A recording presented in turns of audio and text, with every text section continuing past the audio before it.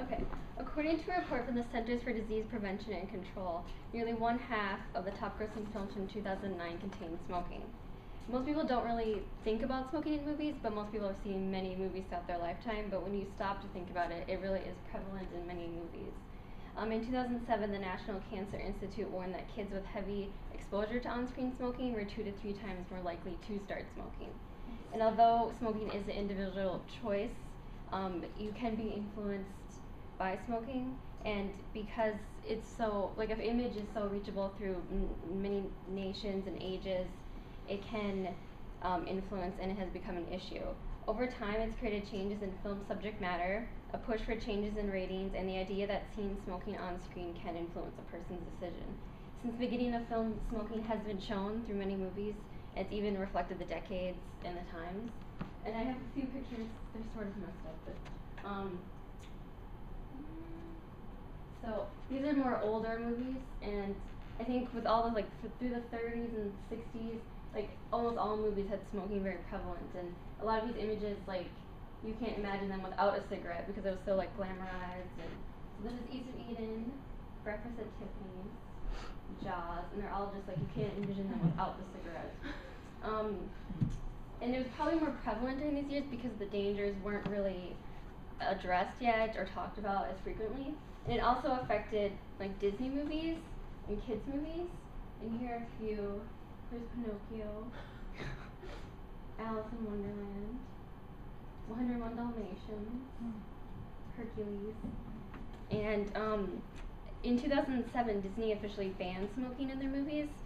So, and they also discouraged it in their other co-companies. Even though a lot of these characters are villains, but still a kid could think, like, oh, that's cool, there's a villain smoking. So, and then here's just some other throughout the years. Pulp Fiction, My Best Friend's Wedding, Titanic, Bridget Jones' Diary, Spider-Man, Akeelah and the Bee. You can't really see that one, but she's smoking. And Christina Barcelona, Remember Me, and True Grit most recently. And all of these except Bridget Jones' Diary are rated PG to PG-13, so you can assume lots of teens and kids can see them. Because the images are looked at more negatively now, like, the rating system has changed with it. And then this is the typical G through NC-17. But the MPA, which is the Motion Picture Association of America, became stricter in 2007 along with Disney. They now specifically list, like, smoking in their ratings along with language and sex and violence. And the context is what really determines, though, like, if it's historical or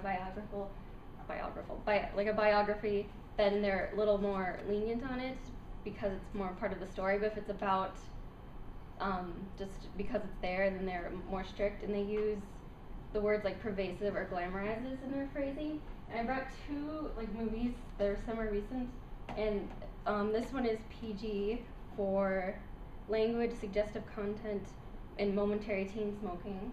And then Remember Me is PG-13 for violent sexual content, language, and smoking. I think these, because they're targeted for like teenagers, that's why they're really listed in it.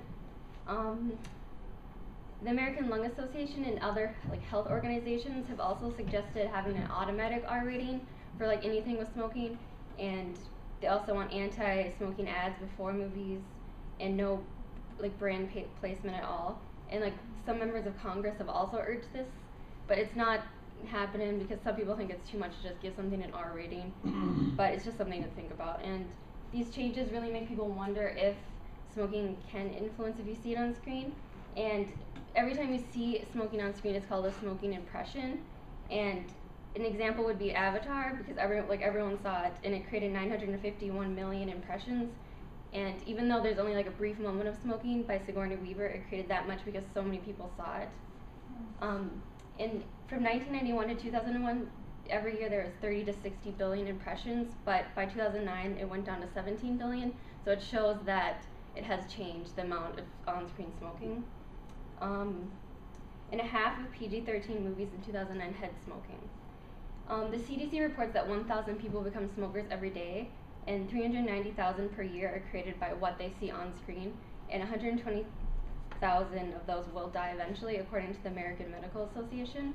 And a third of movies that show smoke are youth rated, so they'd be G to PG-13. And overall, smoking is a heavily discussed topic in Hollywood. The images are still prevalent even though the amount has changed over time, and the pushes for changes have occurred, and people have, like, if people are influenced, it has been argued a lot. Ultimately, it is still up to the individual if they want to smoke, but these ideas have brought the dangers to light more. And according to the CDC, tobacco causes 1/5 of the deaths in the US, so if Hollywood is really thinking about it and it can make a difference to cut out a scene that's not really necessary, it's probably a good thing that they are being more strict. So. Yay.